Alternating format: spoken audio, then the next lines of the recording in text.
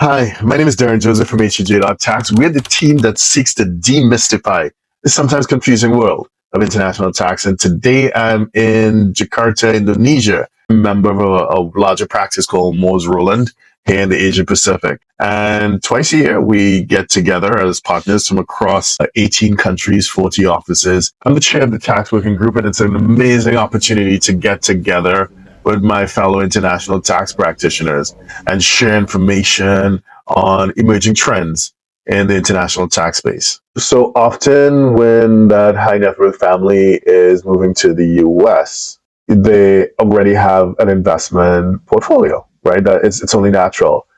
Maybe they have foreign pensions, depending on which jurisdiction they're coming from. It might be a private pension.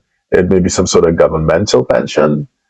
Maybe they have an insurance policy, an investment linked insurance policy with cash surrender values and underlying fund structures.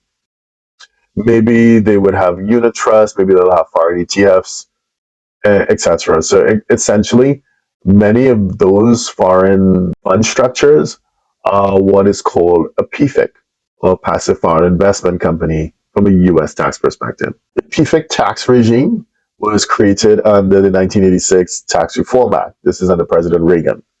So essentially, the US domestic financial institutions were complaining that when US taxpayers invest abroad, they get certain tax benefits that they don't get when they invest in domestic fund structures, which obviously puts domestic fund structures at a disadvantage.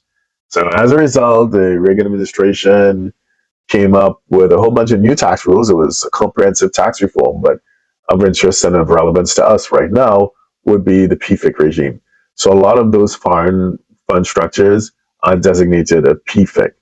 And why is that important? Because the code sections around PFICs, these would be sections 1291, 1296, 1297, 1298.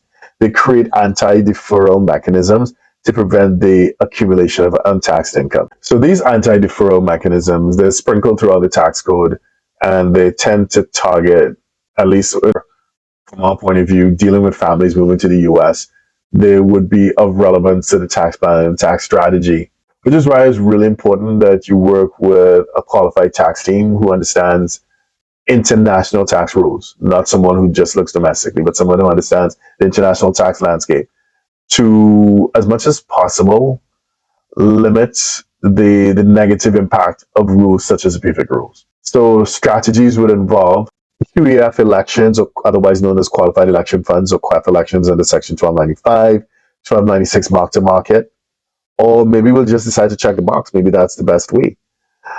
Otherwise, what you're trying to really avoid will be those nasty throwback rules under Section 1291. And when you're Googling, I'm sure you've been doing some research, you'll see a whole lot of scary articles. Essentially, they're talking about 1291. That's what you want to avoid, and that's what happens when you don't get the right advice. Another tool that we've seen used by certain families, especially those that may have the green card, so they may be permanent residents, so they're US taxpayers, but they're spending most of their time, or a lot of their time, outside of the US in a jurisdiction with which the US has a comprehensive and relevant tax treaty. In such cases, we may see it to the advantage of the family member to take a treaty position and to elect to be treated as a non-resident alien. Now, the information returned, so the Form 8621 for the PFIC, still needs to be filed, as well as the FBARs or the 8938s or whatever else. But the taxes are going to be paid on US source income only. Now, it is risky from an immigration point of view, but it still is worth considering. My name is Darren Joseph from HEJ.tax.